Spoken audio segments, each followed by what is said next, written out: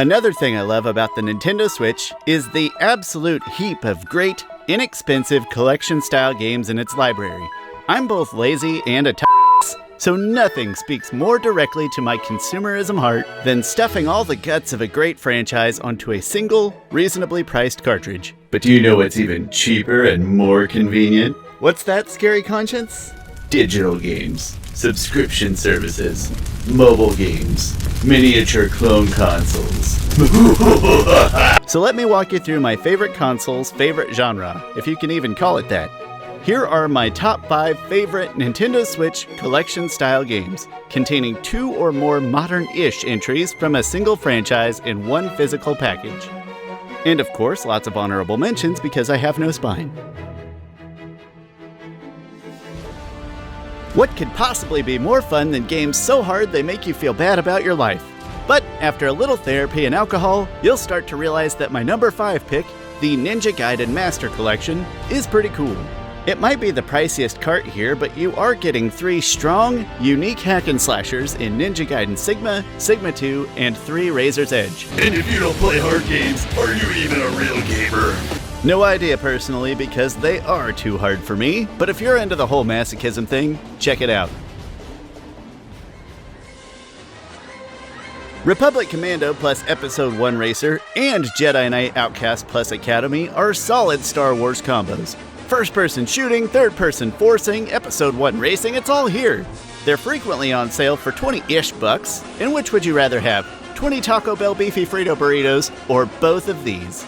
As much as I love Taco Bell and avoiding decisions, Commando and Racer is my number 4 pick. Racer is a personal Dreamcast favorite of mine, and Republic Commando is underrated among FPS and Star Wars games.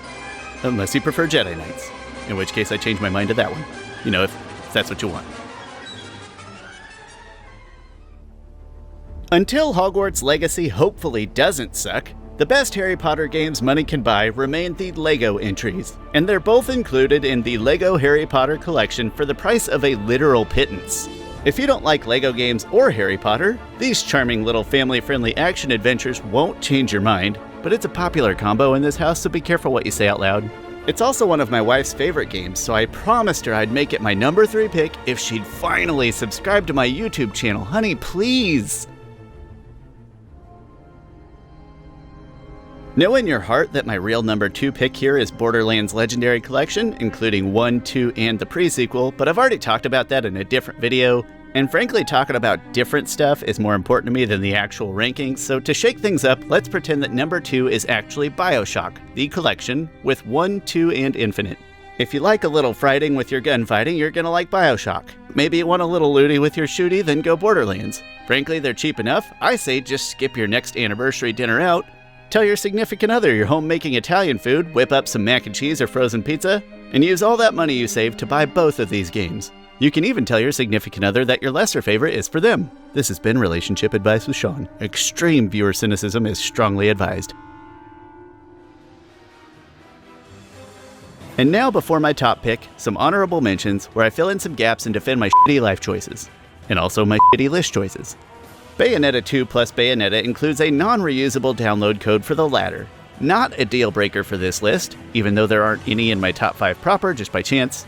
But since you'd probably have to pay the very steep brand new price, I did leave it out. Super Mario 3D All-Stars spans too large a time frame even for my very lazy definitions of modern and retro, but since every Switch owner probably knows about that anyway, I just skipped it.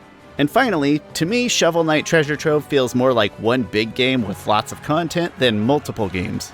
But hey, this stuff is not serious and my arbitrary rules are stupid, so if you want to include these, they would honestly be my top 3 picks. Yes, I regret my choices, it's why I actively try not to make them.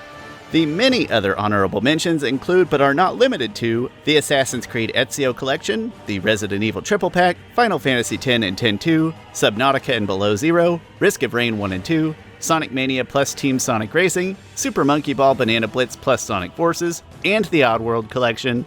I recommend you give all of those a look. Come on, at least give them a little peep. Shh, it'll be our little secret. Review aggregator Metacritic suggests that both Ori the Blind Forest and Will of the Wisps are among the highest rated Switch games of all time. Now, it also only shows Yu-Gi-Oh! Legacy of the Duelist as a 79. I have a lot of questions. Number one, how dare you? So take all of these outrageous claims with several grains of salt. But the appeal of these two beautiful Metroidvanias is obvious.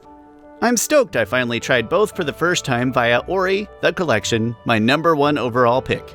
They are stellar, critical darlings ported perfectly to the Switch. Just like creepy fountain statues in rich people gardens, and illogically large TVs for football fans, having this Ori collection on your shelf lets all other console owners know just how Switch serious you are. But honestly, at least try these however you can. Separately, collectionally, yes, even digitally, whatever. Except not digitally. I mean, you can't even snuggle a digital collection. And there you have it, my top 5 Nintendo Switch collections, the relatively modern edition.